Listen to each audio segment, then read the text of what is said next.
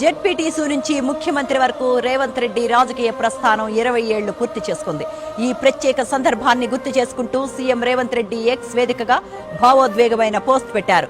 లక్షల అక్షరాలతో రాసిన కోట్ల పదాలను కూర్చి చెప్పిన తరగని మధుర జ్ఞాపకం ఈ 2 దశాబ్దాల ప్రజా జీవితం అంటూ అభివర్ణించారు. నాడు మిడ్జిల్లో రేవంత్ రెడ్డిగా మొదలై నేడు మీ అందరి గుండెల్లో రేవంత్ అన్నగా నిలిచే వరకు సాగిన ఈ అద్భుత ప్రయాణం జీవితంలో ప్రత్యేక అధ్యాయం అంటూ పేర్కొన్నారు. ఈ 20 ఏళ్లలో ప్రతి సందర్భంలో, ప్రతి సంఘటనలో, ప్రతి సంఘర్షణలో, ప్రజల కోసం నేను చేసిన ప్రతి పోరాటంలో తనతో నడిచిన ప్రతి ఆత్మీయుడికి, మిత్రులకు, శ్రేయోభిలాషులకు, రాజకీయ కార్యకర్తలకు హృదయపూర్వకంగా అభినందనలు తెలిపారు.